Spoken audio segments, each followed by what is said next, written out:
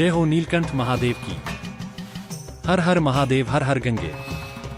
मेरे बच्चे, मैं नंदी भोलेनाथ की आज्ञा से तुम्हारे पास आया हूँ। जैसे दिन और रात होते हैं, वैसे ही मनुष्य के जीवन में सुख और दुख सिक्के के दो पहलू की तरह है। तो हे मेरे बच्चे, अपना विश्वास कभी भी कमजोर मत होने देना। मैं तुम्हारे साथ हूँ। मेरे बच्चे, तुम्हारी भोलेनाथ के प्रति भक्ति देखकर मैं तुमसे बहुत अत्यंत प्रसन्न हूँ। तुम तो जानते होंगे कि मुझे भोलेनाथ के द्वारा आशीर्वाद प्राप्त है कि जो कोई भी मुझसे अपनी इच्छा बताता है, मैं उसकी इच्छा भोले बाबा तक अवश्य पहुँचाता हूँ। क्या तुम जानते हो कि किन कारणों की वजह से मैं तुम्हारी इच्छा प्रभु तक पहुँचा नहीं पा रहा हूँ? मेरे बच्चे, तुम सदैव प्रभु की लीला पर संदेह करते हो। मन ही मन तुम अपने आप कमजोर और असहाय महसूस करते हो। मेरे बच्चे, तुम्हें अपने आप पर विश्वास रखना होगा। यदि तुम अपने जीवन के सभी कार्य प्रभु के नाम के साथ प्रारंभ करोगे तो वह कार्य अवश्य सफल हो जाएंगे। बस तुम्हें प्रभु पर विश्वास रखना होगा। तुम जब जब पीड़ा में होते हो तो तुम्हारी पीड़ा प्रभु अपने आप हर लेते हैं। यह तुम प्रभु पर इस बार दिखाओगे तो प्रभु तुम्हें किस प्रकार स्वीकार कर पाएंगे। इसलिए तुम्हें अपनी इच्छाओं के लिए अपने भीतर परिवर्तन करना होगा। बस धर्म के मार्ग पर चलते रहो मेरे बच्चे, प्रभु तुम्हें रास्ता अवश्य दिखाएंगे। तुम मेरे प्रभु भोलेनाथ के प्यारे बच्चे हो, इसलिए उन्होंने मुझे आगे दी है कि तुम्हारी मदद के लिए जाऊं। मैं तुम्हारी हर तकलीफ का अंत कर दूंगा और तुम्हारे शत्रु का ऐसा हाल दूंगा जो वह याद रखेंगे। तुम निस्वार्थ भाव से भोलेनाथ की भक्ति करते रहो। अगर तुम्हारा मन विचलित होता है तो तुम ध्यान कर लो मेरे बच्चे। भोलेनाथ के मंत्रों का जाप करो। ओम नमः शिवाय मंत्र से सब कुछ ठीक हो जाएगा। जब आप मुझसे यह कहते हो कि मैं आपका इतना करीबी हूँ, तो उसके बाद भी मुझे इतना दुख क्यों झेलना पड़ रहा है?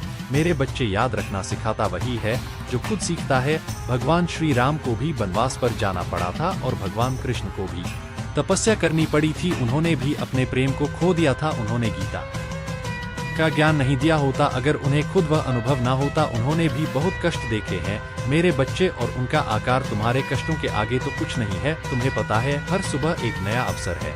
बस खुद पर विश्वास रखो। हार मानने से पहले एक बार और प्रयास करने की सोचो।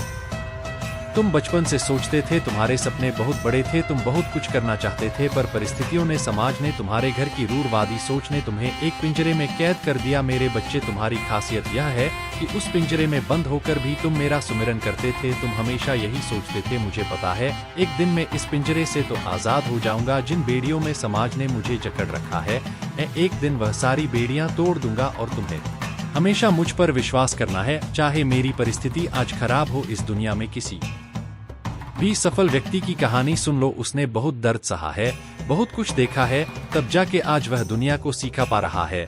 बिना अनुभव के तुम अपने सपनों को पूरा नहीं कर सकते। तो तुम जिस दुख पर, जिस दर्द पर आज रो रहे हो, उसको मेरा आशीर्वाद समझकर स्वीकार करो, क्योंकि वो दुख दर्द मैं तुम्हें आने वाली जंग के लिए तैयार कर रहा हूँ। वो दुख दर्द मैं तुम्हें इसलिए दे रहा हूँ कि तुम्हें अनुभव हो सके और तुम अपने अनुभव से इस पूरे समाज को कुछ सिखा सको। वह दुख दर्द भी मेरा आशीर्वाद है मेरे बच्चे, क्योंकि सबके बस की बात नहीं है।